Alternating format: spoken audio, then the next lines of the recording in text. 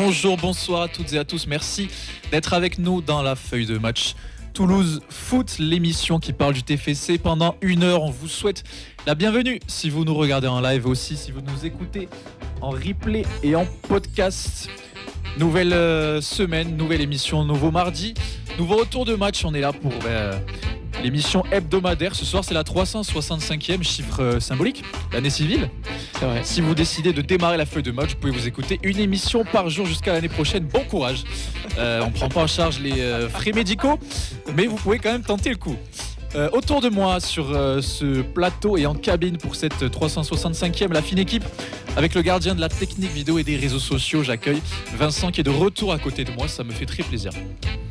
Ça va ? Ça va. Ça va super, merci Camille. Je suis à la vanne qu'à la fin, je suis sûr, je ferai cette vanne-là. Du coup, tu viens de me donner une idée pour les stagiaires de GMT. On peut les faire écouter toutes les émissions depuis le début et on va voir si du coup ils considèrent ça comme une torture ou pas. J'ai connu meilleur bizutage. Pas de mentir. T'as vu quoi toi ? Ah oui, animer la feuille de match, c'est bon, je me rappelle. Ouais, Miskine. En défense ce soir, ce sera notre technicien audio, j'ai envie de le faire dans cet ordre, puisque il est une nouvelle fois fidèle au poste en ce mardi. Il va nous présenter le journal Les Prêtés dans quelques instants. Il est toujours souriant, toujours avec nous, même quand on le voit pas à la caméra. C'est notre beau Clément. Comment ça va ? Eh bien écoutez, ça va très très bien. Je dépanne à la technique. Je suis un joueur polyvalent avant tout. Donc me voilà et Inch'Allah, je viendrai en plateau après. Après, fais gaffe, parce que je me rappelle du grand Fredo qui disait quand quelqu'un est polyvalent, c'est qu'il est moyen partout. Donc voilà. J'ai joué latéral droit longtemps. On dit souvent que c'est le poste du mec qui est pas bon. Donc, L'info me plaît, donc elle est vraie. L'info est vraie. Milieu de terrain, c'est notre Montpellierin qui parcourt les terrains le lundi et puis qui vient parler dans le micro le mardi. Il est présent aujourd'hui parce que on a des choses à dire, mais aussi parce qu'il y a à manger après, je vous le cache pas. C'est Ben qui est de retour parmi nous. Comment ça va ? Écoute, ça va, il fait un temps automnal, donc je crois encore au maintien de Montpellier. On est la J7 là, donc on vient de perdre je sais plus où. Et on vient sûrement de prendre 3-0 face à Toulouse, donc on y croit, le maintien est maintenant. On y croit. Vivement le mois de novembre. Allez, on te renouvelle tout notre soutien. Vivement la Ligue 2, j'ai hâte, j'en peux plus de cette saison. Allez. Et en attaque, le revenant de la feuille de match, il est de retour avant Zakaria Bouklal. C'est une performance que je tiens à saluer. Oxens est présent dans la feuille de match. Comment ça va ? Salut Camille, mais il s'est passé quoi là en l'espace de mois ? Parce que je reviens, t'as rajeuni. Il a grandi aussi. Et les cheveux aussi. C'est vrai. Le voyage en Turquie. Ouais, comme quoi, le stage de pré-saison a bien marché. On envoie des choses. Non, plus sérieusement, très content de revenir. Ça va faire quoi ? 1 mois que j'étais pas revenu débriefer le TEF, donc toujours un plaisir d'être avec vous sur ce plateau. Et du coup, on a Freefly qui nous dit que le match à la Beaujoire, c'est dans 2 semaines. C'est marrant, j'ai fait la même blague tout à l'heure. C'est vrai. Oh là là là, attention, l'entrée, il est passé. C'est vrai. Vous allez voir débarquer sur la caméra Clément. Excellent, il est là, il est prêt. Qui est qui fait son arrivée sur le plateau. Il n'est ni vu ni connu. Et on voit quelqu'un en cabine qui est tellement pressé qu'elle n'a pas enlevé sa veste. C'est vrai. Si Clément est là, ça veut dire qu'on peut accueillir Nadia qui arrive sur le gong pour ne rien changer. Ça veut dire que c'est une bonne émission. Coucou. Bonsoir tout le monde. En fait, j'ai fait un détour par chez moi pour amener le vidéo proche. Voilà, donc j'ai pensé à vous. C'est vrai, puisque ce soir, c'est soirée Ligue des Champions. Soirée Ligue des Champions qui va se prolonger après la radio, mais ça, c'est une autre affaire. On vous donne le programme de cette feuille de match. On aura tous les résultats du week-end pour l'académie, pour les féminines. Et pour la préformation, le coach des féminines, Antoine Gérard, sera avec nous au téléphone pour débriefer tous les matchs et les résultats de la section féminine. Le journal des prêtés, forcément. Et puis le gros retour sur TFC LOSC, le match de samedi dernier au Stadium. Vous pouvez réagir à tous ces sujets avec nous en direct. On est sur Facebook Live de la feuille de match de Radio Occitania. On est en direct aussi en vidéo sur Twitch, sur YouTube, sur X, la feuille de match. Vous trouverez facilement. Et puis, si jamais vous voulez appeler au téléphone pour être en direct avec nous dans l'émission et débattre, ça se passe au 05 61 80 40 40. Vincent, est-ce que tu peux me dire si on a des gens qui sont connectés ? Je vois des messages qui défilent à ma droite. Effectivement. Il y a l'air d'avoir du monde. Et oui, on a beaucoup de monde mis sur Twitch ce soir. On a fait une monodiète, on a Freefly, ABCD God 31, on a Glaise aussi, on a Volarium et on a Kams 63 31. On salue bien sûr Camille. On salue Camille, on salue tous les absents qui ne peuvent pas être avec nous ce soir. Fred, le désisté de dernière minute, on pense à Mehdi, on pense à Elliot, on pense à Rémi, Arthur, à Mathilde et On est 14 au total. Donc il en manque ? Je pense que oui. Non, c'est bon. On est combien là ? On est 6, ça fait 12, donc il en manque 2. Ça fait 12, il en manque 2. Camille et Arthur. Arthur. C'est bon, voilà. Peut-être. Le compte est bon. Magnifique. Dans tous les cas, on les embrasse fort de là où ils sont. Et puis, on va pouvoir y aller pour cette 365e feuille de match. Est-ce qu'on est la meilleure tribune du championnat? Mais oui, je veux dire qu'on est la meilleure tribune du championnat. Et une fois n'est pas coutume, émission de la feuille de match qui fait suite à une annonce. L'annonce du TFC qui serait potentiellement mise en vente. On avait déjà eu le cas la saison dernière. On avait même fini en une de l'équipe. C'était début d'année civile 2024. Rebelote, vente du TFC, des rumeurs, des infos qui circulent de partout. Vincent, tu nous as fait un point là-dessus, un monologue, ce que je vois. Est-ce que tu veux nous dire ça? Bien sûr. N'oublie pas le hashtag vente TFC sur Twitter pour référencer ça. C'est les 3 minutes ou c'est une autre Non, malheureusement c'est une chronique bossée, je suis désolé. Donc le TFC est-il en vente? Comme tout le monde, nous l'avons appris dimanche matin, nous n'avons aucune autre information de plus que ce qui est sorti dans la presse. Et tant qu'il n'y aura rien de concret ou une communication du TFC, nous n'entrerons pas dans un jeu de spéculation. Comme pour le mercato, nous attendrons de l'officialisation. S'il y a du nouveau dans la semaine, on approfondira bien évidemment dans l'émission de vendredi. On essaiera d'avoir des spécialistes pour échanger là-dessus. Maintenant que nous avons dit ça, nous pouvons faire un point chronologique sur les informations dont tout le monde dispose. Dimanche, l'équipe nous évoque l'intérêt du fonds Worldgate Investment, donc WGI, qui est basé à Dubaï, qui souhaiterait racheter les parts de Redbird Capital Partners, soit 85% du TFC. Les 15% restants appartiennent toujours à Olivier Sadran. Assez discret dans le monde du sport, ce fonds d'investissement, qui n'est pas un fonds souverain, donc qui n'est pas rattaché à quelconque pays, aurait tenté de racheter le Standard de Liège le mois dernier. Le personnage clé de WGI pour le sport, c'est l'ancien international congolais qui est toujours joueur en activité, Paul-José Mpoku, 222 matchs du côté du Standard et ancien capitaine, c'est pour ça aussi qu'il souhaitait le racheter, et qui en plus joue encore en D1 roumaine à Arad. Donc il a sa carrière de businessman en même temps que sa carrière de footballeur professionnel. Il est chargé du département football au sein du groupe émirien. Il a répondu aux sollicitations des violets et du journaliste de l'équipe qui suit le TFC, Hugues Sionis. Il a dit qu'il y a bien un intérêt de WGI, mais c'est une prise de contact, de renseignement pour le moment. Aujourd'hui, le nom de la banque mandatée par Redbird est sorti de sa bouche. Il s'agit donc de Moelis, à qui le fonds d'investissement a fait un mail pour avoir les informations sur les éventuels montants. Il a quand même dit à l'équipe, on a juste envoyé un mail pour avoir des infos parce qu'on avait entendu que le club était en vente. De son côté, le club n'a lui pas souhaité communiquer ou répondre aux sollicitations pour le moment.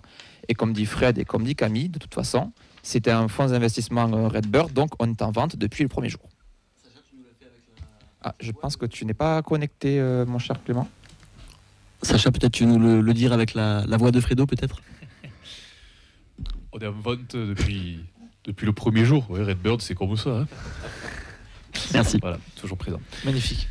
Il fallait pas passer à côté, ça aurait été dommage. Ça, c'est vrai. Non, mais beau résumé, Vincent. Merci. Voilà. Je vais boire un petit peu maintenant. Comme, c'est vrai que tu as beaucoup écrit, tu as beaucoup parlé.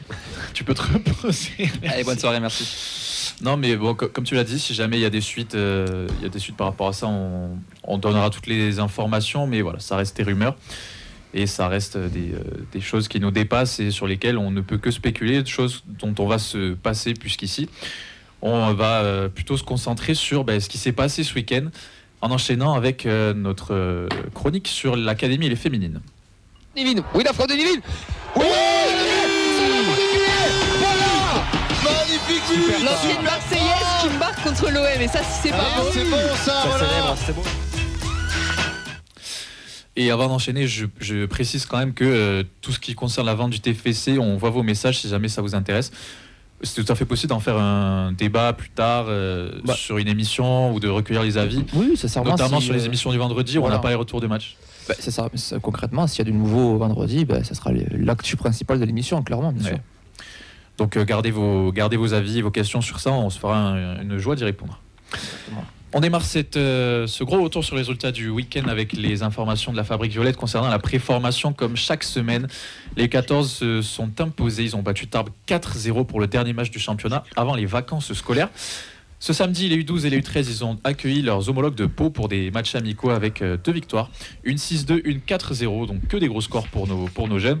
Puis les U13, ils participeront ce week-end à Auch au challenge Éric Carrière, l'ancien joueur de Ligue 1 qu'on connaît bien. Et les U14, ils iront à Sens pour le prestigieux Sens. C'est dans Lyon, c'est pas en Angleterre. Ne nous fais pas rêver. Pour le tournoi sans frontières, donc il y aura notamment Saint-Etienne, le RC Lens et le Real Madrid, un petit club espagnol qui passait par là dans leur poule. Donc des grosses écuries pour nos pitchouns. Et puis on a aussi les U16 qui sont du côté de la Floride pour la génération Adidas Cup, donc un tournoi qui est organisé par la MLS. Le TFC qui a terminé deuxième de son groupe avec une victoire 1-0 contre Atlanta, une défaite 3-1 contre San José et puis la victoire contre Minnesota. Ça nous donne une bonne performance puisqu'on a les 10 premiers du groupe et les 6 meilleurs seconds qui se qualifiaient pour les 8e de finale du tournoi principal. Et puis donc le TFC il sera reversé dans un tournoi de classement. Donc encore des choses à jouer et puis ça fait quand même un gros déplacement pour des jeunes joueurs qui ont plutôt performé et puis on verra ce que ça donne. Les 8e de finale, ce sera contre Saint-Louis demain. La fin du tournoi, ce sera pour dimanche. Donc ça va s'étaler sur toute la semaine et puis on vous donnera les résultats dès qu'on les aura.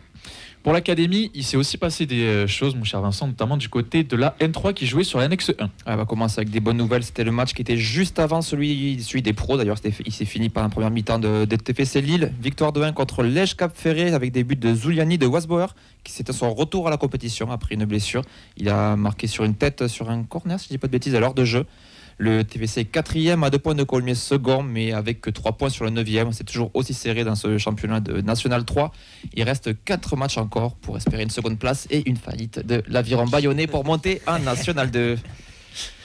Du côté des U19, malheureusement, c'est la défaite qui a fait mal, puisqu'ils étaient opposés à l'Olympique de Marseille, qui était 3e.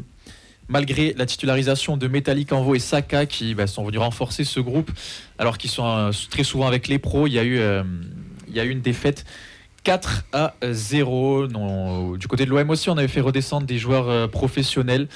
Il y avait 4-0 déjà à la demi-heure de jeu, donc il reste 2 matchs pour garder 1 point d'avance sur Saint-Etienne et 2 points sur l'OM et éventuellement Montpellier qui a aussi un match de retard. Le TFC ira à Nice qui est 5e et recevra Rodez qui joue son maintien, donc encore du suspense dans ce championnat 19, mais ça marque un petit coup d'arrêt quand même dans la série de nos pitchouns. On espère qu'ils vont pouvoir se reprendre. Les U17. Juste avant, on a Camille qui nous dit que Zuliani en plus s'est déchiré les ischios malheureusement sur le match. Ce serait une fin de saison. Fin de saison sur le match de la N3, donc c'est pas des belles nouvelles. Ouais. Et, fin de saison pour Eddy Zuliani, donc apparemment, Bon, on va confirmer. Ça fait partie du lot, mais les blessures à ce stade-là, c'est quand même compliqué d'espérer un retour. Les 17 oui du coup qui sont imposés contre la Lanterne Rouge Mérignac, c'était à domicile 3-0. Ils remontent au 9e rang et officialisent leur maintien enfin. Les buteurs, c'est Delarue, Mache et Belangotte. Je connais pas cette rue. Faut enchaîner, c'est ça? Écoute, on fait ce qu'on peut. Ouais. C'est le plus jeune de l'équipe qui fait les blagues de boomer, c'est terrible. La vieillesse, c'est nos franges et la jeunesse aussi. On enchaîne, vous le savez, avec ce qui s'est passé pour nos féminines, puisqu'il y avait un match important de seconde ligue ce week-end également. Et pour en parler, on a le coach Antoine Gérard qui est avec nous au téléphone normalement. Est-ce qu'il nous entend? Je vous entends très bien, messieurs. Merci coach d'être avec nous. Comment ça va en ce mardi après quelques jours qui ont suivi la grosse victoire du TFC contre Le Mans 3-0? Ça va très bien. Très bien. Merci.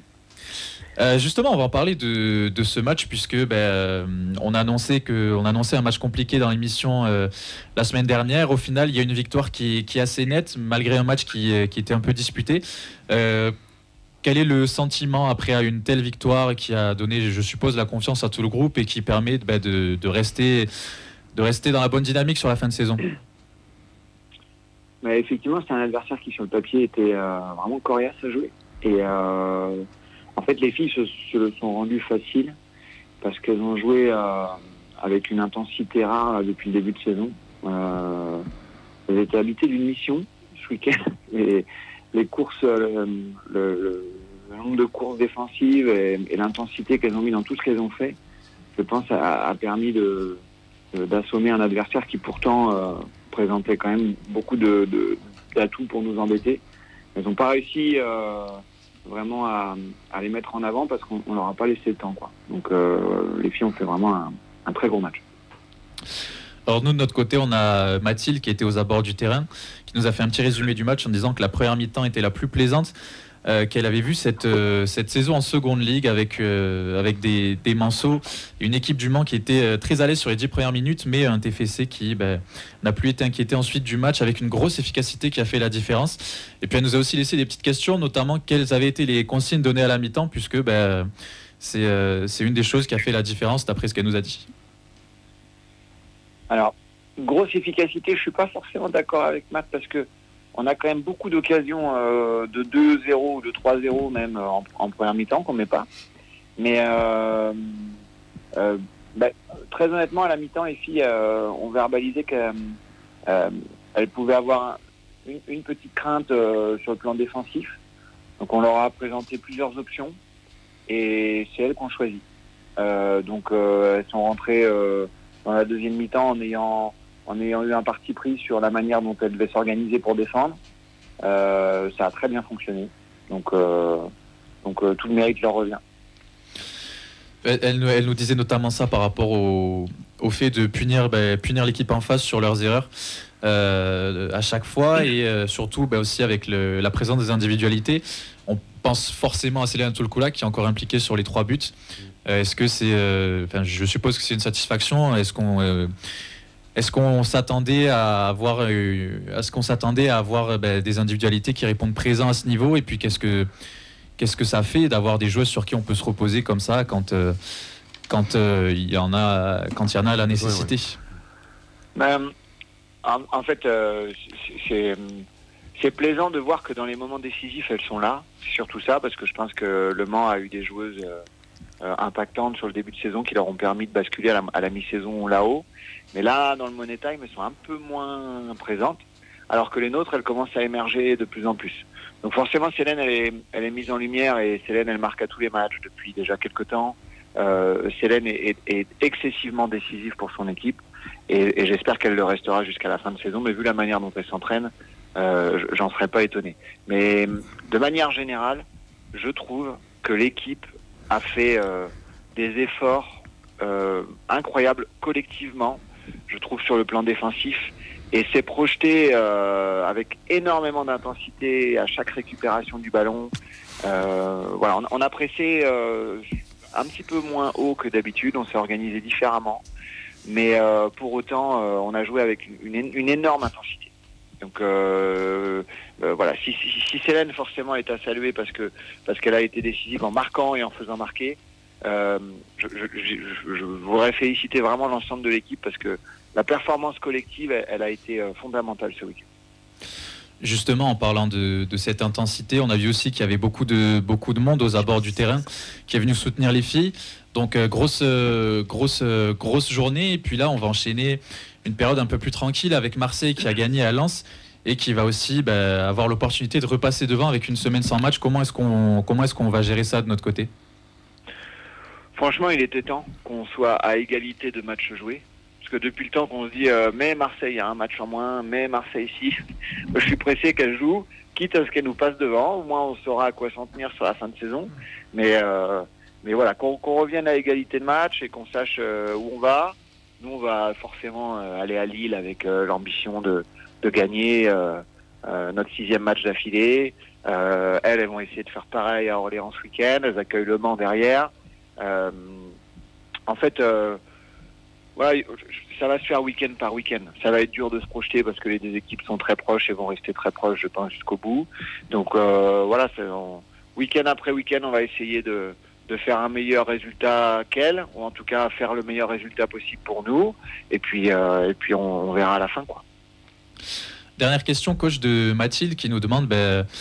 vu qu'on arrive dans le dernier sprint de cette saison, est-ce qu'à la sortie de ce match, il y a des axes de travail particuliers qui ont été identifiés pour justement aborder de la meilleure des manières les derniers matchs de cette saison et se donner toutes les chances pour aller chercher la montée ? Des axes de progression, je pense qu'il y en a tout le temps. Et le truc, c'est que là, le projet de jeu, globalement, il est connu, maîtrisé. J'ose le penser, maîtrisé à peu près par l'ensemble de l'équipe puisqu'on arrive dans le dernier mois de compétition. Donc elles ont des repères, on essaye de travailler à chaque fois en fonction des spécificités que l'adversaire peut nous proposer le week-end. Notre volonté avant tout, c'est qu'elles génèrent de la fraîcheur et qu'en fait elles restent en capacité de performer jusqu'au 18 mai. Donc on a coupé le week-end avant Le Mans. Et franchement, c'est sans regret. Elles sont arrivées pour entamer la semaine ressourcées et vu ce qu'elles ont donné dimanche, on est sans regret. Elles vont couper ce week-end et elles reviendront en début de semaine prochaine pour préparer Lille. Voilà, on a, encore une fois, je le dis et redis plusieurs fois dans l'émission, on a beaucoup de joueuses qui sont en double projet, qui sont sursollicitées aussi à l'extérieur du foot. Pour nous, ce qui est très important dans le sprint final, c'est qu'elles restent en bonne santé et qu'elles soient capables de donner le meilleur d'elles-mêmes le week-end. Donc, on va penser au repos aussi. On peut terminer peut-être avec un petit mot sur les autres équipes, puisqu'il y a quand même eu aussi un match avec un scénario assez fou pour la R1 qui a été chercher la qualif pour les demi-finales de la Coupe d'Occitanie, et puis aussi un scénario plutôt à l'inverse pour les U19. Justement, on se demande qu'est-ce qui s'est passé pour ces deux équipes quand on voit la déconvenue des 19 et en même temps cette qualification au bout du bout pour la R1. On a des problèmes de quantité d'effectifs depuis le début de saison, puisque voilà, des choix ont été faits dans les constitutions et bon, on l'assume, même si ça a mis des équipes parfois en difficulté sur les week-ends. Et du coup, clairement, ce week-end, la priorité pour nous dans la constitution des effectifs, c'était le quart de finale de Coupe Occitanie. Donc, on a deux équipes U19, U21, mais les deux équipes restent assez jeunes, avec beaucoup de filles qui peuvent jouer dans les deux équipes. Et les U19 ayant pris des points d'avance, malheureusement, on ne pouvait pas être performante sur les deux tableaux ce week-end. Donc voilà, la priorité, ça a été la Coupe Occitanie ce week-end. Merci coach d'avoir été avec nous une semaine de plus. Je ne sais pas ce qu'on peut souhaiter pour les jours qui arrivent, mais dans tous les cas, du repos très sûrement. Et puis repos d'abord. On a aussi calculé, que le match des filles à Marseille tombait le même week-end que la Ligue 1 qui se déplace à Saint-Etienne. Donc il y a peut-être quelque chose qui peut s'organiser de ce côté-là. C'est pas si loin, Marseille et Saint-Etienne en ligne droite. Donc on essaiera de surveiller ça. En tout cas, si on peut venir nombreux pour encourager les filles, on essaiera d'organiser ça peut-être. Pour qu'il y ait ce genre d'événement, il faut qu'on soit encore dans les clous. Donc il faut continuer de gagner jusqu'à ce match. C'est tout ce qu'on vous souhaite. Je l'espère aussi. Merci Antoine Gérard. Monsieur. Merci, bonne soirée. Bonne soirée et puis à très bientôt dans l'émission. Avec plaisir. Antoine Gérard, l'entraîneur des féminines dans la feuille de match comme chaque semaine, qui nous fait l'honneur à chaque fois de ses réponses à toutes les questions qu'on peut lui poser. Les filles, elles ont encore, vous l'avez entendu, beaucoup de choses à jouer. On espère qu'elles pourront se battre jusqu'au bout pour la montée et puis pour toutes les rencontres et tous les résultats de toutes les équipes du TFC. Vous les retrouvez le vendredi à 16h avec des résultats qui débarquent le lundi. Pour être le plus complet possible, on vous a parlé de cette victoire et cette qualification surtout pour la demi de la Coupe Occitanie du côté de la R1. Est-ce que tu veux nous faire un point sur le match et le score et puis le scénario qui a été assez fou, Vincent? Ouais, c'était assez fou finalement, puisque les équipes ont un petit peu eu leur tour. Ça finit à 3-3, le temps réglementaire. Esprit Violette qui était sur le bord du terrain, c'était un petit peu, c'était vraiment le match fou. Et puis victoire 5-4 au tir au but, il y a eu des ratés de chaque côté. Et du coup, doublé d'Emma Bonafou, but d'Ambre Laporterie. Et en cas de demi-finale, le TFC ira à Jacques-Clapier, qui est 3e de R1. Ça sera le 11 mai. Et dans l'autre demi-finale, le Suissargues, qui est le dernier escapé de R2, recevra la réserve du RAF. Et on en parle juste avant, du coup, la défaite 7-0, malheureusement, des U19 contre les Girondines, qui elles s'envolent en tête. Le TFC second à 4 points de Bordeaux et à 3 matchs pour prendre le point qui manque pour le maintien. 3-3, victoire au tir au but, c'est le genre de match qu'on aime. Le scénario assez fou, le scénario il a tourné dans le bon sens. Le scénario qui a tourné dans le mauvais sens, c'est celui du match de Ligue 1 entre le TFC et le LOSC samedi dernier. C'est l'heure du retour de match. Il est passé 2-3 dingueries. Mais non! Il a pris un gros rouge à la 41e pour avoir tout simplement empoigné un adversaire par la gorge. Ce gros faisant de Saïd Amoulic. Rien à signaler non plus, une note moyenne, pas de passe D, pas de but. On va passer au journal des prêtés. J'ai oublié le journal des prêtés, la faute est sur moi. J'ai suivi. Techniquement, il y a des retours de match, juste c'est pas les nôtres et c'est pas les plus intéressants, mais il y a des retours de match. Après, peut-être que ça s'est mal passé aussi, on ne sait pas. Ça, on ne sait pas. Pas de spoiler pour cette chronique. On va commencer tout simplement avec Ibrahim Sissoko. Donc, alléluia, loué soit le petit Jésus. Il a enfin joué. Alors oui, il a joué 6 minutes, ok. Il est rentré à la 84e lors de la défaite 1-0 de Sheffield contre Oxford. Alors vous me direz, 6 minutes, c'est pas beaucoup. Mais c'est plus que sur les 3 derniers matchs réunis de son équipe. Donc voilà, apprenons à nous contenter de peu maintenant. Le crack. Le crack, qui est soit sur le banc, soit dispute des 5-6 minutes par-ci par-là. Donc voilà, il nous tarde de le revoir sous le maillot toulousain, n'est-ce pas? Vraiment pas. La réserve, on aura toujours besoin. Il nous tarde, oui. Ouais. J'espère qu'il aura une porte de sortie. Mais il est encore là, je pourrais faire le challenge espoir. La Danone Cup. Voilà. On en parlait la semaine dernière. On parle d'un autre qui ne joue pas beaucoup, voire même pas du tout, c'est bien sûr Alex Dominguez. Les soupçons d'emploi fictif se renforcent pour lui. Encore et toujours vissé sur le banc de touche lors du nul 2-2 d'Eibar contre Saragosse. François Fillon et Marine Le Pen ont manifesté leur soutien inconditionnel. Et il lui conseille également de prendre un bon avocat, contrairement à eux deux, qui n'ont pas fait un très bon choix sur ce coup-là. Donc voilà, le prêt le moins productif de l'histoire, puisqu'il a joué tout simplement 0 match avec Eibar, c'est dramatique. Un commentaire, non? Je suis tout est dit pour lui. Très triste le pour silence reste du Clément, quoi. Ouais. choix de carrière. Bah écoutez, on va passer au troisième de nos faisans préférés, bien entendu. Je veux parler de Saïd Amoulic. Alors je pourrais vous parler de vous, mais on me fait signe dans l'oreillette que... On s'en fout. Je m'en fous. Je m'en fous. Voilà, c'est à peu près mon résumé sur Saïd Amoulic cette saison. De toute façon, il n'y avait rien d'intéressant à dire, puisqu'encore une fois, il n'était pas dans le groupe de son équipe lors du match de ce week-end, que du coup, j'ai même pas pris la peine de noter le score et tout, parce qu'il n'était pas là, donc on s'en fout. Donc, en signe de protestation, et vu qu'il a une bonne tête à jouer dans des films, je l'ai pris et je l'ai mis à la place de personnage de Western Spaghetti. Donc, c'est Fazana, le nouveau gunslinger de l'Ouest. Donc j'ai quelques films à lui proposer avec lui, je pense qu'il sera peut-être un meilleur acteur qu'un joueur de foot. Donc j'ai Django défie Fazana, 4 pour Fazana, Fazana dans la vallée des vautours, Fazana si ton bras gauche le gêne, coupe-le, on peut l'adapter avec si ton pied droit le gêne, coupe-le. Bonne funéraille Fazana, l'ami Perra. Je tiens à dire que c'est tous des vrais titres. Dépêche-toi Fazana, moi je m'appelle Trinita. Et enfin, Alléluia et Fazana, fils de 3 points de suspension. Oula. On embrasse Fredo du coup. Tout à fait, on embrasse Fredo et on embrasse également Saïd, qui aime bien, châtie bien, comme on dit. C'est que de l'amour. C'est que de l'amour. Et si c'était lui le 9 qui nous amenait en Coupe d'Europe l'année prochaine? Eh bien peut-être. L'histoire serait quand même très très belle. J'y crois pas une seconde. L'histoire serait très belle, elle serait très improbable aussi, mais elle serait très belle. S'il nous amène en Coupe d'Europe, c'est qu'il s'est reconverti chauffeur Flixbus. Il n'y a pas de solution que ça. Je tiens à dire, je suis tombé sur les images l'autre jour, j'avais oublié, mais Saïd Amoulic a joué à Annecy en demi-finale de Coupe de France. Oui. Et il a fait partie de l'équipe qui a été chercher la qualif au bout du bout. Oui.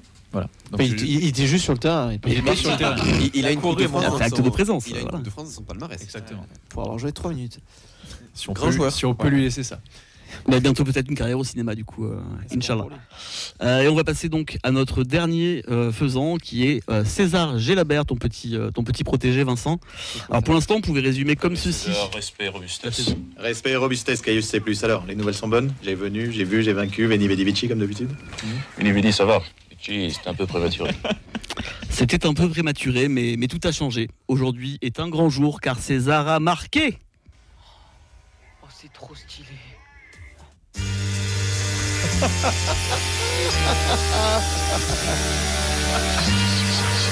Oh mais ça je le clip mec. Mais ça je le clip. C'est magnifique. Oh là là. Oh incroyable.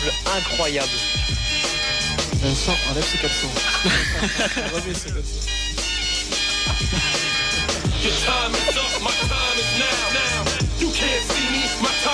J'ai pensé à vous. Il le mérite, César décisif, César qui nous sort un match de titan colossal, ou devrais-je dire de faisan colossal. Un but plein de finesse, une grande influence sur le jeu de son équipe lors de la victoire 2-1 de Riron dans le match de la peur face à Eldense, El Partido del Miedo. Ça faisait combien de temps que vous n'avez pas gagné? 10 matchs, 15 matchs? Ça faisait depuis décembre. Wow, début décembre que ça enchaînait de nombreux un partout et puis quelques défaites par-ci par-là. Donc voilà, ça commençait à se rapprocher dangereusement de Eldense qui est le premier relégable. Donc ils reprennent un petit peu d'air, mais c'est pas non plus la folie. Et voilà, Gelabert signe son 2e but de la saison. Il est à 2 buts et une passe D en 33 matchs, dont une vingtaine en tant que titulaire. Donc C'est pas encore la folie, mais par rapport à ses petits collègues de près, c'est le meilleur. Donc, ça rajoute au moins 1 minute dans la compile de fin de saison. Oui. Et puis, il faut rendre à César ce qui appartient à César. Et c'est qu'il a, c'est le talent. Tu nous racontes des salades avec César. Oh, magnifique. Joli, magnifique. J'ai un peu la gerbe là. J'ai aussi. J'aurais pas mieux. J'aurais pas mieux. Merci d'avoir ajouté des vannes à ma chronique. Écoute, on essaie de meubler comme on peut. C'est vrai. Chronique exceptionnelle, un mardi de plus. Quand on l'annonce bien, c'est encore mieux. Bon, peut-être la semaine. Ça fait 2 fois en plus que tu me fais le coup. Hein. Ouais, mais tu vois, l'habitué du vendredi que je suis, c'est parler foot. J'oublie de rire et de me détendre alors que c'est fait pour ça. C'est vrai. Du coup, on a même un train de la hype qui s'est passé sur Twitch tellement que la chronique était exceptionnelle. Incroyable. Henri qui vient de renouveler son abonnement. Et je crois qu'on avait. Et qui a offert 5 abonnements à la communauté. Franchement, quel goth, comme on dit. Le goth des réseaux. Et j'avais oublié Manu Zemen la semaine dernière et ABCD Goth qui avait pris lors de la dernière émission aussi un abonnement. L'attraction sur Twitch, c'est pas la Kings League. C'est la Allez, nous on enchaîne cette fois pour de vrai avec le retour de match sur TFC LOSC.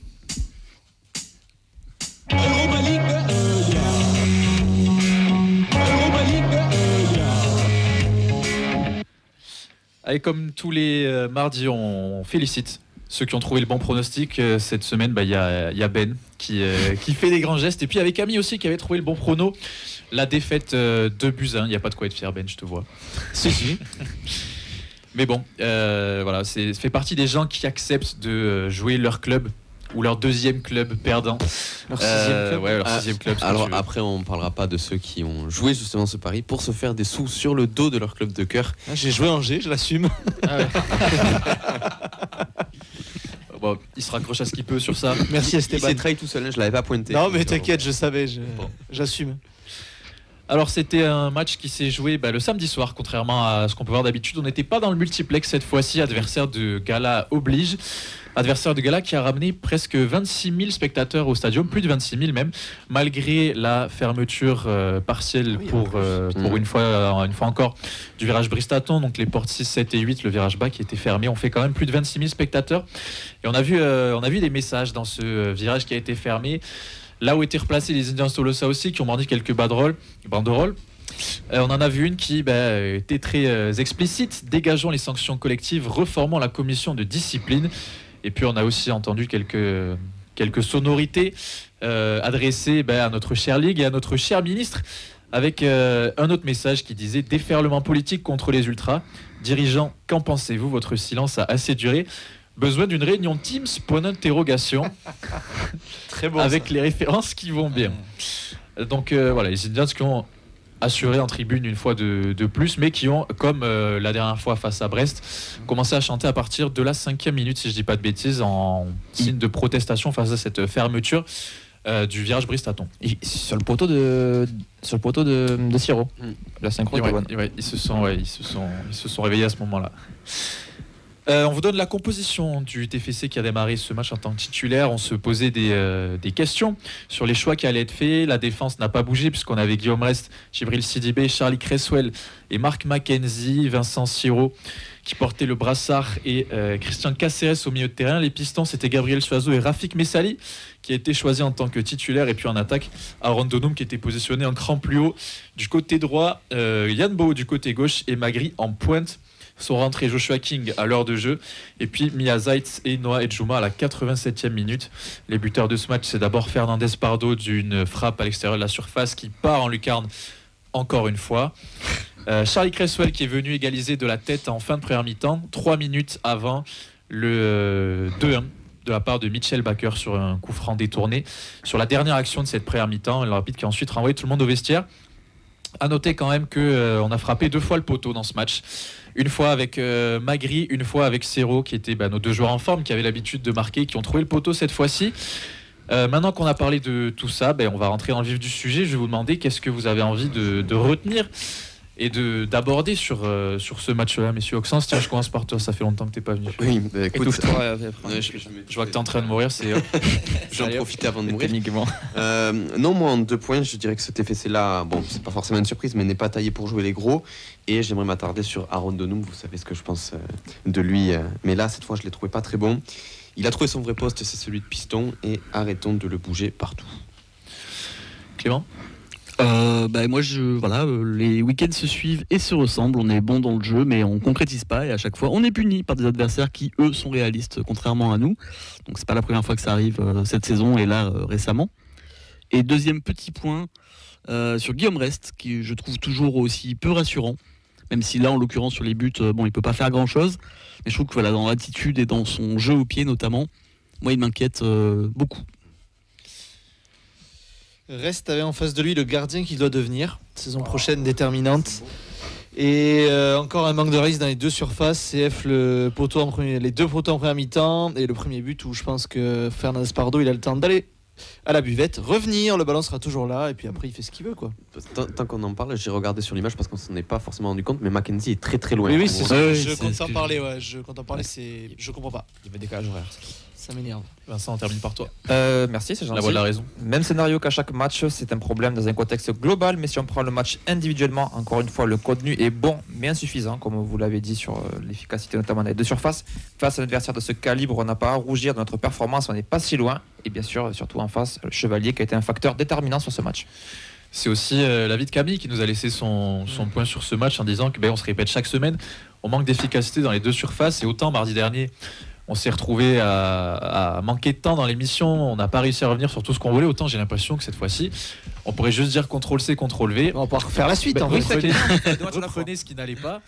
Et puis c'est la même chose cette semaine, c'est un peu le constat que tout le monde fait là, c'est sur ça que j'ai envie qu'on démarre, puisque il y a ce sentiment-là que ce TFC a montré ses forces et ses faiblesses, et puis on récolte la même sentence week-end après week-end. Tu dis pas le point de Fred? Je n'ai pas le point de Fred, non, qui n'est pas présent ce soir, donc il n'y a pas de raison. Okay. Non, on prend les mêmes et on recommence, Clément. C'est ton point aussi, les week-ends qui se suivent et qui se ressemblent. Ouais. Toujours la même histoire. On sort plutôt des bonnes performances contre des équipes qui sont quand même meilleures que nous, que ce soit Brest ou Lille, c'est supérieur. Mais dans le match, on n'est pas inquiété outre mesure. On n'a pas des équipes qui nous roulent dessus. On est plutôt dominateur. Tu l'as dit, 2 poteaux dans les 10 premières minutes. Et par contre, dès qu'en face il y a une occasion, ça fait but. Et très souvent, en plus, c'est un banger. Donc là, encore une fois, on prend un sacré but. Alors après, il y a des choses à redire sur l'action, mais la frappe de Fernandez Pardo, elle est juste magnifique. Autant j'aime bien tailler de temps en temps Guillaume Rest, autant là, je peux pas lui reprocher grand-chose sur celui-là. Mais voilà, dès qu'il y a des petites erreurs défensives, on les paye directement en prenant des buts. Et on sent qu'on n'a pas besoin de concéder 3 occasions pour en prendre un. Il en suffit d'une, quasi à chaque fois. Contre Brest, c'était presque sur chaque attaque. Contre Lille, ils n'ont pas eu énormément d'occasions. Il y a peut-être un face-à-face en plus sur lequel il n'y a pas but. À la fin, ça va, oui. Mais les 2 grosses occasions du LOSC, les 2 fois, ça a fait but. Il y a peut-être une tête de David aussi qui passe au-dessus. Mais hormis ça, et voilà, tu as des petites erreurs défensives, tu l'as dit. Sidibé qui se fait enrhumer. Mackenzie qui est beaucoup trop loin et qui doit sortir. Je l'avais dit sur le direct. Je comprends pas pourquoi il était aussi loin. Au début, je me demandais si c'était pas parce qu'il avait peur de sortir et de perdre le marquage sur un autre joueur. Et en fait, il n'y a pas d'autre joueur. Donc il doit y aller. Alors c'est un manque de communication. Pour avoir revu la vidéo du but, je pense qu'il s'attend à ce que le ballon parte tout droit. Là où Fernandez Pardo, lui, il met une frappe qui va sur le côté gauche, donc à droite de Guillaume Rest. Et je pense que Mackenzie, il s'attend à prendre le ballon face à lui et je pense qu'il se rend pas compte de l'ouverture qu'il laisse. C'est pas Gbo qui frappe là, tu vois, c'est un peu différent. CF, ça frappe sur le gardien. Ouais, puis tu peux pas laisser comme ça dans l'axe un mec avancer sur 20 mètres et pas venir au contact. Quand t'en as pris un il y a moins de 2 semaines, pareil surtout. Ouais, en plus. C'est encore plus beau, je trouve, celui il y a 2 semaines. Oui. Mais pareil, t'attends que tu laisses tirer le joueur. Mais il faut fermer l'angle. Plutôt tu fermes l'angle, mieux c'est. Là, tu lui laisses une place. Fernandez, pardon, moi je le connais pas plus que ça. C'est un bon petit joueur. Ouais, ça a l'air d'être un bon petit joueur. Après à Lille, moi je trouve les élites sont pas incroyables, mais bon, c'est pas la question. Mais merci pour toi. C'est gratos, mais c'était le point Ligue 1. Mais non, tu vois, tu laisses trop de temps. Puis déjà, Sidibé, il se fait bouffer. Après Sidibé, je trouve qu'il est un peu en difficulté de son retour de blessure. C'est dur depuis qu'il est revenu. Ouais, après. Si on fait une parenthèse sur ça, quand tu signes Djibril Sidibé pour une saison, tu te doutes Tu le sais très bien que la saison, il la fera pas complète à un niveau de performance qui pouvait être le sien il y a quelques années. Et même il y a quelques années, il avait du mal à faire des saisons complètes. Je pense pas qu'il ait des saisons à 38 matchs. En fait, il a été tellement fort sur la première partie de saison que c'est d'autant plus surprenant de le voir à ce niveau-là. Bon, après, il y a des facteurs qui peuvent l'expliquer. Moi, je pense qu'il est revenu trop tôt, comme Nicolaisen, comme je sais pas si on en parlera, mais Rest. Moi, je pense qu'il y a un problème. J'allais faire semblant de tousser pour dire Guillaume Rest, mais on a un moment du match où il se tient la jambe. Je sais pas si c'est une. Et Hogg par échauffement. Voilà, Hogg par l'échauffement. Mais alors, je sais pas si vous l'avez vu, parce que moi j'étais devant la télé, mais en fait il est strappé, mais il a un strap qui est énorme sur la cuisse. Mais ah ouais, non, mais c'est le strap, il est. En le regardant jouer, t'as un peu cette impression-là qu'il a peur de se faire mal en fait. Pas 100%, mais pourquoi ? Joue pas. Oui, pourquoi il joue, c'est ça la question quoi. Remets-toi en canne et on t'attend la saison prochaine. Il est jeune. Hein. Oui. 20 ans. Donc le PT jeune, c'est quand même pas terrible. C'est un truc que tu traînes toute ta carrière après aussi. Hein. Ouais. Attention.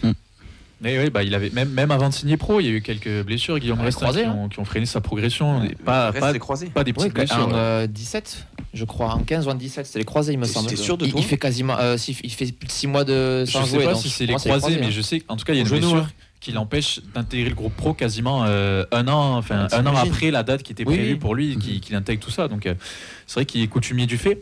Mais si on revient sur le match, plutôt que on pourra faire les individualités dans un second temps, mais Clément, tu me dis que on joue des équipes qui sont meilleures, Brest que soit Lille. Si je regarde les deux matchs et la manière dont ils se déroulent, je n'ai pas la sensation qu'on joue face à des gars qui sont meilleurs. Mais meilleurs sur le papier. Et c'est ça cette impression un peu de plafond de verre de se dire que même si en face c'est des équipes qui n'y arrivent pas. Lille, je ne sais pas si vous êtes au courant, mais ça n'a pas gagné à l'extérieur avant ça depuis des mois et des mois. C'était FC relance. Donc il y a ce fameux truc là. Donc moi je me pose la question sur ça. Alors oui, ok, j'entends, mais Lille niveau individualité c'est largement au-dessus de toi et le réalise dans les deux surfaces. Je suis désolé, mais quand leur gardien fait 4 ou 5 parades dans le match et devant ils te mettent un but et pas les parades les plus faciles. Et oui, pas les parades faciles.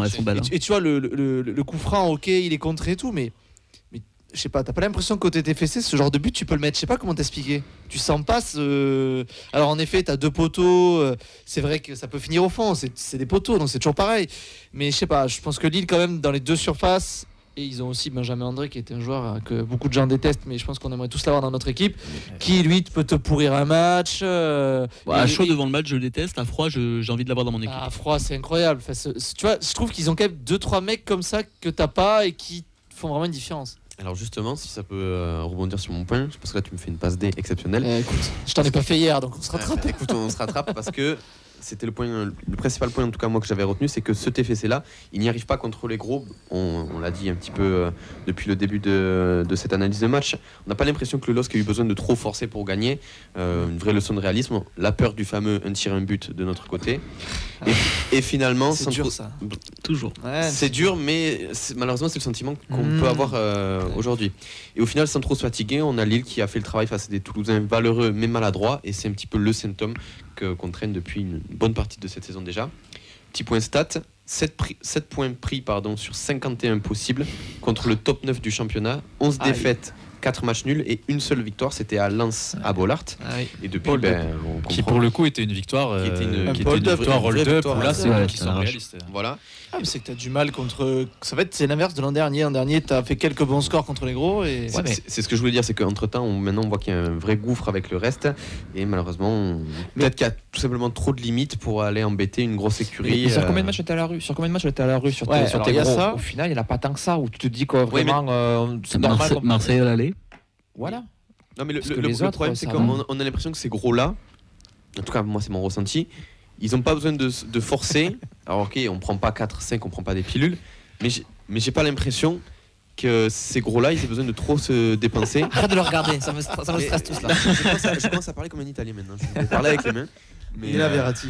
Mais je trouve qu'ils n'ont pas. Enfin, en tout cas, moi, la sensation qui dégage, c'est qu'ils n'ont pas besoin de se bouger, de courir partout pour gagner. Ils se battent sans trop forcer, assez facilement, et ça passe parce que Toulouse, même s'ils se battent, même s'ils sont valeureux, ça reste trop limité pour pouvoir les embêter, pour pouvoir aller les bousculer en fin de match. Désolé, mais il n'y a jamais un moment où on se dit là, ça va le faire, c'est bon, ils vont craquer. C'est vrai. Donc, tu sens pas de folie. Contre Marseille non plus, par exemple. Ça fait partie, je trouve, de tout cet aspect aussi coaching, où quand tu sors certains joueurs et que tu passes en mode tous devant le long ballon, les occasions en fait elles viennent pas. Non, ça marche pas ça. Ça marche plus dans ce football. Et ça pourrait aller, excuse-moi, je finis juste là-dessus, ça pourrait aller avec le fameux plafond de verre qu'on évoque depuis quelques semaines. Alors ouais, mais le problème de ce genre de stats, quand tu dis on tape pas les gros, bon moi j'ai joué le maintien depuis plusieurs années, mais c'est vrai qu'en fait faut quand même arriver à taper tes concurrents directs. Et ok, tu taperais que des gros, tu taperais pas tes concurrents directs. En fait, vu qu'il n'y a aucune demi-mesure, donc là ça veut dire que les matchs où tu as la maîtrise, tu vas quand même les gagner. Tu as quand même mis une tolle au Havre, tu as quand même mis une tolle à Angers. Alors ok, Montpellier aussi, je suis désolé, oui c'est vrai. J'ai bien compris que la communauté veut péter un peu plus haut que son cul et chercher 6-7 alors que tu es plus 8-9 pour moi, voire 10. Et en fait il faut aussi accepter que contre les gros tu es quand même un peu en difficulté, mais derrière les matchs que je dois gagner l'an dernier, je vous rappelle Clermont, Le Havre, je sais plus qui fait. Oui, on perd beaucoup de points sur les petits. Beaucoup de points sur les petits. Là, tu les as tapés et c'est ce qui te permet, là maintenant, de faire une fin de saison qui est quand même catastrophique en termes juste de points et de pas être en danger. Alors que si tu avais perdu des points contre tes concurrents directs, ils auraient peut-être creusé. C'est un peu en miroir de l'an dernier, quoi. C'est un miroir de l'an dernier. Si on perd contre Reims, bon, là va falloir commencer à réactiver un peu. Il y a quand même. Il reste pas beaucoup de journées. Je trouve que il y a quand même sur ce match et sur ces discours-là une forme d'opposition, limite d'incohérence, puisque Auxence, tu nous dis que les gros, ils viennent en claquette, ils n'ont pas besoin de trop pousser pour gagner face à nous. Et pourtant, je sais pas ça. Et pourtant, on dit que semaine après semaine que l'approche tactique elle est bonne, qu'on a bien analysé notre adversaire, qu'on joue de la bonne manière, que dans le contenu c'est bon et qu'on arrive à les faire tituber un minimum. Mais le problème c'est que, et je vais insister là-dessus, c'est qu'il y a un déficit de talent qui est beaucoup trop gros pour pouvoir arriver à les bousculer et à faire quelque chose et à faire que, par exemple, une équipe comme le PSG qui sur un match comme ça va faire tourner, commence un peu à paniquer et fait rentrer son armada parce que le TEF le bouscule, que les 3 points sont en danger. Et là, c'est pas le cas. Du coup, on surperforme puisqu'on a 11 peintres et on arrive à emmerder des gros. Non, mais je schématise. Mais du coup, on n'a pas du tout dit ça. Non, mais parce qu'au bout d'un moment, je peux prendre aussi l'argument dans l'autre sens. Moi, je pense qu'on est encore une fois beaucoup trop auto-centré sur le TFC et que je pense que ces adversaires-là, qui apparemment viennent en claquette chez nous, ils viennent pas en claquette. Moi, je suis pas d'accord avec ça. Ils prennent carrément la chaise longue quand ils vont au Havre et compagnie. Alors, je sais pas. Non, ils perdent contre le Havre. Lille a perdu contre le Havre, tu vois. Donc, le Havre, moi, ils les prennent de haut. Toulouse, ils les prennent pas de haut. Moi, je pense. On est pour moi dans la situation un peu bâtarde. On n'est pas une petite équipe, on n'est pas une grosse équipe, donc du coup, mais c'est pas 3 points gratuits, donc les mecs veulent te taper. Oui, mais parce que là, je le tourne dans le sens où le TFC n'y arrive pas contre les gros parce qu'on vient de jouer Lille. Après, j'aurais pu prendre l'inverse en jouant contre le flop 7. Pour être honnête avec vous, j'ai pas les stats précises. Mais les 7 derniers, on a, je crois. Il y a une erreur. Une grosse erreur, c'est Montpellier à la maison. C'est tout. Merci les 3 points de l'espoir. Voilà. Mais après, le reste, c'est un super. Ah oui, le Havre, Angers. En fait, on est vraiment entre deux parce qu'on arrive à les emmerder, on arrive à les faire déjouer. Les équipes, ça se voit. On a vu beaucoup d'équipes, de grosses équipes qui étaient un peu en galère contre nous. Tu bosses bien. Mais on les dérange pas suffisamment. Prendre le dos de Kondogbia ou pas tomber dans le premier pressing de Lille et profiter de leurs erreurs, c'est une bonne approche. C'est ce qu'on dit semaine après semaine. Je suis d'accord, moi. Pour moi, on en revient vraiment toujours au même problème, c'est les individualités et le réalisme dans les deux surfaces. On en revient. La saison du TFC, moi je trouve qu'elle peut se réaliser à ça. C'est ton réalisme dans les deux surfaces. Je veux pas retaper sur le match de Babika, mais contre Marseille, tu as quelqu'un d'autre qui arrive à faire ces appels-là avec un peu plus de finition. T'arrives à marquer et là t'as pas cette capacité-là. Moi je trouve que ton banc, on n'en parle plus du tout, mais le banc c'est catastrophique. Il y a personne. Personne ne sort de ce banc. Tu joues à 12 mecs depuis beaucoup de matchs. T'as fait revenir Sidibé, moi je pense un peu trop vite, mais peut-être parce que t'as personne d'autre. Et Agdag, il est un peu entre deux, c'est un peu compliqué. Donc je trouve que là, la longueur du banc et le pari de Comoli et d'avoir essayé de pas mettre en danger financièrement, qui est plutôt un bon pari, moi je trouve.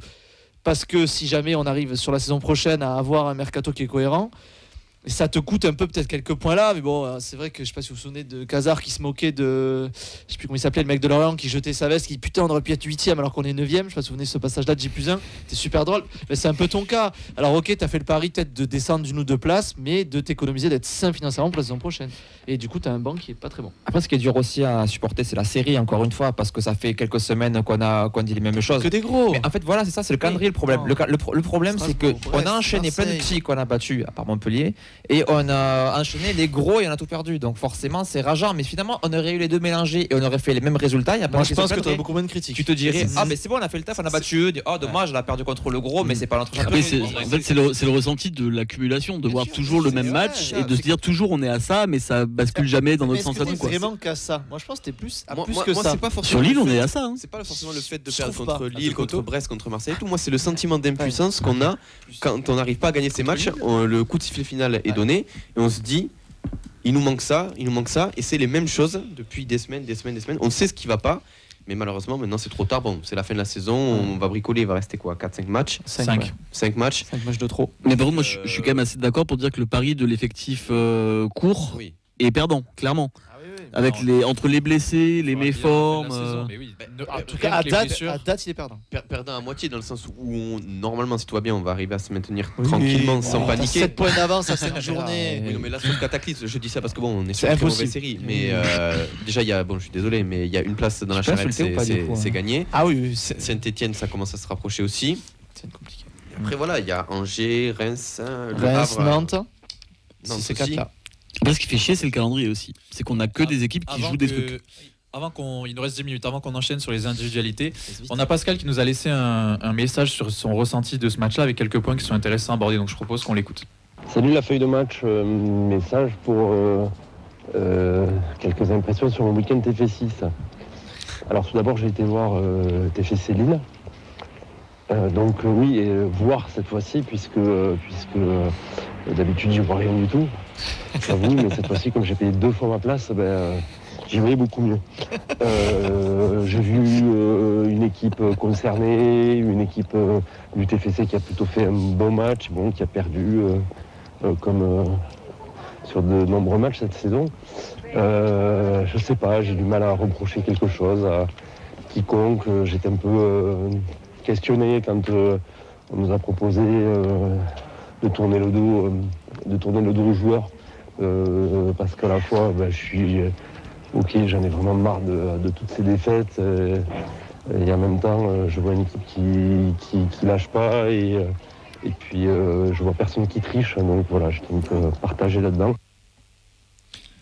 C'est un peu cette ambivalence qu'il y a et qui peut exister sur ce qu'on disait, le côté de la série, le côté de on en a marre de perdre, et en même temps, d'ailleurs, il y a eu les mêmes images à Saint-Etienne. Je ne sais pas si vous avez vu passer ça, où il y a une rencontre entre les supporters et les joueurs, et le discours c'est tant que vous trichez pas et que vous donnez tout, on sera derrière vous. Ça, donc, c'est génial. Ça change vous êtes des gros nuls, cassez-vous. Il y a un peu cette ambivalence qu'on ressent au TFC entre les joueurs donnent tout, ils n'ont pas lâché le coach. Oui.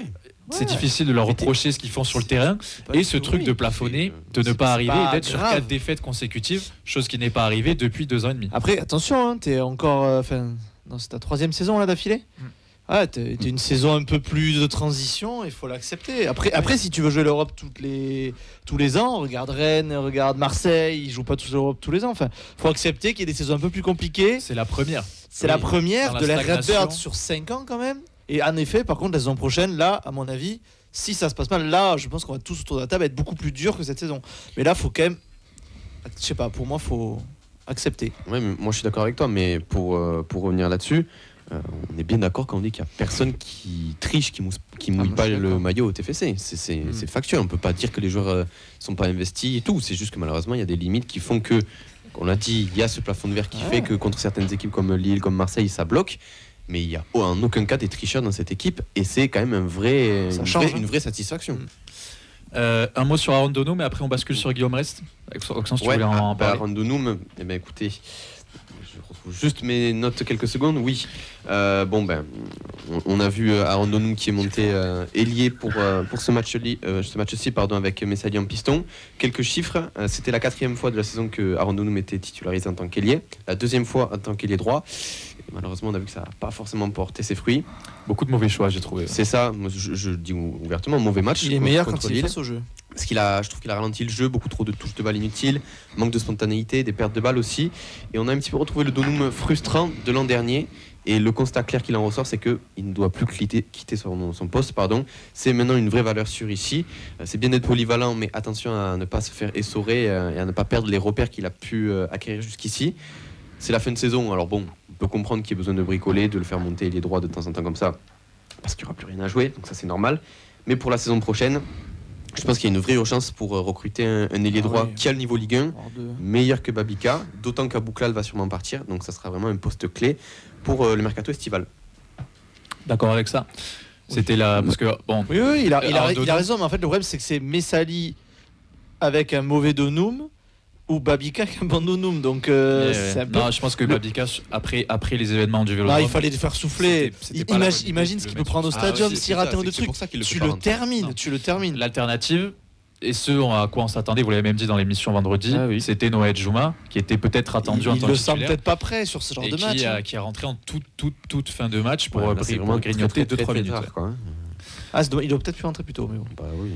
Je sais pas. C'est qu'il sentait pas le coach. Il sentait pas l'apport qu'il aurait pu avoir sur le terrain. C'était pas le joueur. Après, faut pas non plus l'envoyer au feu. Mais au-delà des Djouma, c'est qu'il y a un seul changement. Je crois que c'est King à la 60e. Et après, c'est 2 autres changements à la 87e. Il fait tôt, du coup, un changement tactique, puisqu'il passe à 2 pointes. On passe en 4-4-2. Donc il y a quelque chose de sortir. Qui veut sortir, qui tu veux faire rentrer. Parce qu'au milieu, c'est mort. Zayt, il faut pas le faire jouer. On en revient au problème du banc. Ah oui, bien sûr. Parce qu'on en parlait avec Vincent, en effet, une fois qu'il y a eu le premier changement, l'équipe est en place. Les occasions, on se les crée en fait. C'est ça. Donc tu te dis, est-ce que ça vaut vraiment le coup de rechambouler l'équipe alors que techniquement tu te crées des occasions, tu es dangereux à tout moment. On aurait marqué, la question du coaching se posait même pas en fait. Là ça se pose parce qu'on marque pas. Et pour revenir sur El Djouma, moi je suis désolé, je fais confiance à un entraîneur professionnel de Ligue 1. S'il joue pas plus, c'est qu'il doit pas plus jouer. Il peut jouer, mais quand on joue à 3, pas quand on est en 4-4-2 avec la pointe. Pour moi, il ne sert plus à rien. Tu vois pas. Et puis même les gens qui le réclament titulaire, je veux dire, au bout d'un moment, s'il est toujours pas titularisé, c'est qu'il y a des raisons. On n'est pas à l'entraînement la semaine. On ne sait pas le niveau profond qu'il a, ce joueur-là, pour l'instant. S'il estime qu'il est jeune, et il jouera quand il sera prêt. Je sais pas. Ça m'énerve un peu ce débat. Je pense que ça va devenir régulier. C'est l'instant Guillaume reste dans la feuille de match. Donc, moi, si tu veux, je peux démarrer un peu positif. Vas-y. On en parler tous les deux. Donc, je commence. Moi, c'est juste pour dire. Donc, mon point, c'était Guillaume. Voilà le gardien que tu dois devenir. Je vais essayer d'être rapide. Alors oui, c'est vrai, mais juste. Et c'est vrai que j'oublie l'âge de Chevalier. Ils ont quand même 3 ans d'écart. C'est-à-dire Chevalier, il a plus de saisons. Chevalier, à l'âge de Rest, il était à Valenciennes en Ligue 2, en train de faire une sacrée saison. Là où Rest a déjà 2 saisons et demie de pro, une saison d'Europa League. Donc en effet, il faut lui laisser du temps. Il a 20 ans et moi le premier, je pense que je l'oublie parce qu'on est exigeant avec lui parce qu'il nous a montré des choses l'an dernier qu'on a envie de revoir cette saison. Et je rends encore à Mehdi ce qui est à Mehdi. Il dit toujours que la 3e saison c'est la plus importante pour un gardien. Donc Guillaume, on t'attend la saison prochaine. Finis tranquillement. Si t'es pété, arrête-toi, prends des vacances que t'en as pas eu assez l'an dernier. Souffle et reviens plus fort la saison prochaine. Moi, je me pose des questions sur Guillaume Rest. J'arrive pas à savoir. Est-ce que c'est un problème de niveau intrinsèque? Bonjour Cam. À chaque fois, je la ferai. Est-ce que c'est une question qu'il est blessé, qu'il est toujours gêné, qu'il n'est pas à 100% et que du coup, il a du mal à performer parce que il est pas bien, il est gêné? Je sais pas. Parce que toutes les qualités, moi, que je lui voyais l'an dernier, en fait, je les vois plus beaucoup. L'an dernier, on revenait souvent sur ses défauts qui étaient les mêmes, mais il avait une qualité qui était, il était excellent sur sa ligne. Cette saison, c'est quand même compliqué de dire qu'il est bon sur sa ligne. Il y a des stats qui sont sortis récemment qui sont vraiment pas flatteuses pour lui. Le nombre d'XG et de buts encaissés. Il y a un trou abyssal avec les autres gardiens de Ligue 1. C'est le pire gardien de Ligue 1 sur cette stat-là. Alors je dis pas que c'est le pire gardien de Ligue 1 de manière générale, c'est pas ça la question. Mais force est de constater que cette saison, il n'est pas bon, il n'est pas décisif, il fait des erreurs qu'il faisait pas avant. Et en plus de ça, je trouve qu'il ne progresse pas sur ce qui était ses faiblesses, à savoir les sorties, que ce soit dans les pieds ou aériennes. C'est toujours aussi compliqué. Moi, je suis désolé, mais le 2e but contre Brest, je le digère toujours pas. T'as un mec qui arrive dans un angle qui est complètement fermé, il reste sur sa ligne et il se fait fusiller. J'ai envie de te dire forcément. Voilà, les sorties aériennes. Et j'ai trouvé ça flagrant aussi là contre Lille, le jeu au pied. À part les passes à 2 mètres, il ne réussit pas une seule relance. C'est un truc de fou. Et quand tu as eu l'intérim de Hogg, entre-temps, qui lui pour le coup a un jeu au pied qui est excellentissime, je trouve qu'il pallie vraiment de la comparaison. Et en plus Hogg a été bon dans d'autres registres, sur sa ligne, sur les sorties, tout ça. Donc disons qu'on se posait pas la question en fait de savoir qui était meilleur entre Hogg et Rest. Moi j'avoue que je me pose un petit peu la question en ce moment. Pas sur le talent. Encore une fois. C'est vrai que on est forcément obligé de le mettre dans les mauvaises prestations. Tu parlais de Donum aussi, surtout qu'il y a ce truc de blessure, etc. qu'on sait pas trop. Est-ce qu'il y a peut-être 2-3 joueurs, Sidibé, après pareil, je pense qu'il est revenu de blessure trop tôt. Est-ce qu'il y a peut-être 1 ou 2 joueurs qu'on va plutôt mettre dans les tops qui ont fait un gros match? Ciro Caceres, la paire, Cassiro. Beau, pas mal aussi. Moi, il me frustre. On le retrouve un petit peu percutant. Je l'ai vu plus en vue, moi, Yann-Bo. Peut-être Oui, parce que, c'est mieux, comme le c'est disait mieux. Pascal, j'ai vu le match. Ouais, Ça fait Non, plaisir. c'est mieux. Non, Mais c'est pas bien. C'est Mais juste Siro mieux. transversal et tout, enfin, il a été juste un Attends, il fait un était poteau, partout. son coup franc, il est à l'origine de tout. Hein. Je l'ai vu tenter des gestes, des talonnades, des passes en pivot. Ouais, il en des fait trucs, deux, ouais. Des trucs qu'il ne fait pas ou peu d'habitude. Donc j'ai l'impression de voir un joueur plus en confiance sur Et Vincent content Siro. que Cresswell ait pu marquer aussi. Parce Ouais, que je trouve Cresswell qu'il qui enchaîne. méritait d'être récompensé. C'est les Il était trois. un peu en difficulté. Depuis quelques matchs, on parlait de la profondeur et tout. Et là, je trouve que c'était un peu mieux. Et ouais, son petit but, ça fait du bien parce que c'est un des rares dangers, je trouve, de la tête. Magri, dommage le poteau. Ouais. Après, Magri, il est sur sa lignée, il fait un match correct. Hein, Il fait sans- son match. il est pas 3, il est pas 8. Il a pas grand-chose à se mettre sous la dent aussi. Ça n'a rien Ouais. à voir avec son attitude d'il y a Ah, plusieurs il y a 6 mois. mois, Là, il y a il a 3-4 mois. la tête beaucoup plus C'est levée. mieux. Il se dépêche un peu plus. Bon. ouais. C'est en parlant de lever On a la tête, des- parce que ouais. Nadia peut lever la tête. On a des joueurs qui sont un peu décevants, mais de manière globale, comme on le disait, difficile de Jingle de fin. vraiment reprocher des choses à nos joueurs sur ce match. Ça conclut notre analyse. On va rendre l'antenne pour ce mardi. On vous donnera rendez-vous pour l'émission de vendredi. On pourra parler de la vente du TFC. On pourra faire un gros débat et se concentrer sur les 5 derniers matchs avec le déplacement à Reims. Si jamais vous nous avez rejoint en cours de route, vous inquiétez pas, le replay, le podcast arrive très vite. Vous les retrouvez sur tous nos réseaux. Et puis je remercie toute l'équipe en plateau et en cabine en vous disant qu'on se retrouve vendredi. Bonne soirée tout le monde et bon match pour ceux qui vont regarder la LDC. Ciao ciao. Bonne soirée, c'était Ciao, encore ciao. trop court.